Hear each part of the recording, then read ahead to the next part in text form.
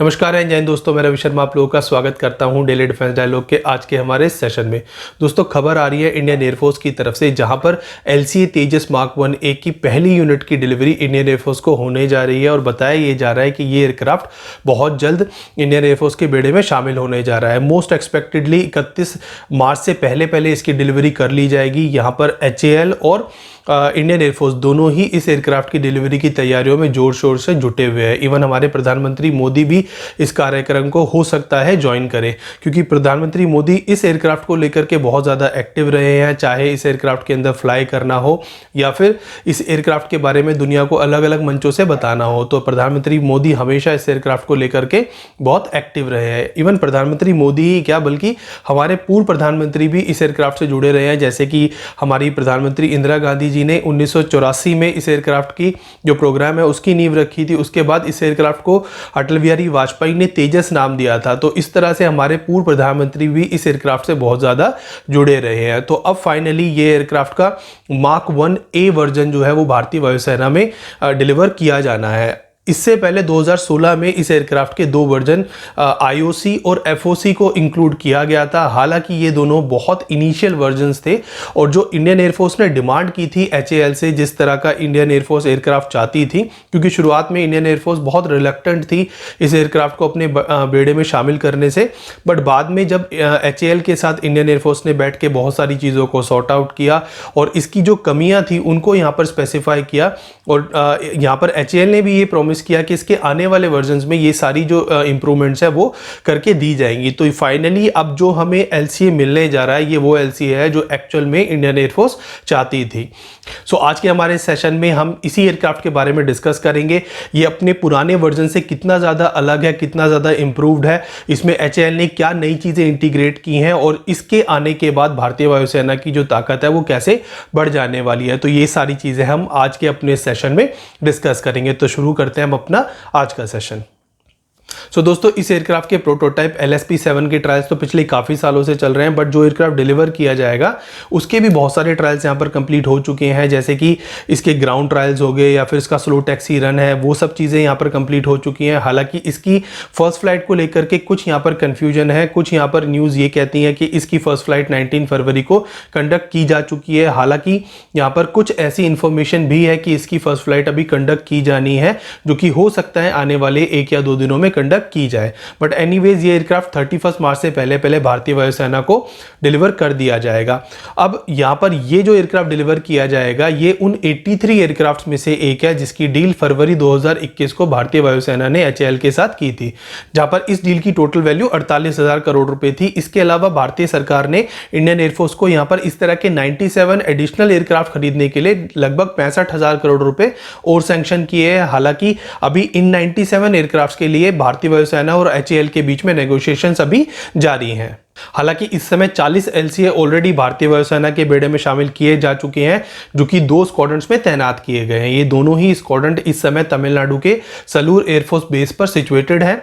यहाँ पर squadron number 45 के अंदर LCA का इनिशियल वर्जन IOC को पहले इंडक्ट किया गया था, फिर IOC का कुछ एडवांस वर्जन FOC आया, जिसको 18 नंबर स्क्वाड्रन के अंदर इंडक्ट किया गया। तो इस तरह 40 LCA अभी काम कर रहे हैं, 83 आने वाले हैं, 97 भी ऑर्डर किए जा चुके हैं। तो इस तरह आने वाले अगले दशक में यानी कि 2035 तक इस एयरक्राफ्ट की लगभग 220 यूनिट हमारी भारतीय वायुसेना में इंडक्ट कर ली जाएंगी, जो कि उस समय भारतीय वायुसेना की एक तरह से बैकबोन का काम करेगा, क्योंकि 2035 तक हमारे पास ना तो MiG-21 होगा, MiG-23 ऑलरेडी रिटायर किया जा चुका है, MiG-27 भी जा चुका है, MiG-29 का एडवांस वर्जन भी उस समय जा चुका होगा। इसके अलावा MiG-25 भी रिटायर हो चुका है, मिराज एंड जैगुआर के भी जो अपग्रेडेड वर्जन है वो 2035 तक रिटायर हो चुके होंगे। तो उस समय कुल मिलाकर के हमारी जो भारतीय वायुसेना की बैकबोन है वो ये LCA तेजस मार्क 1A होने वाला है।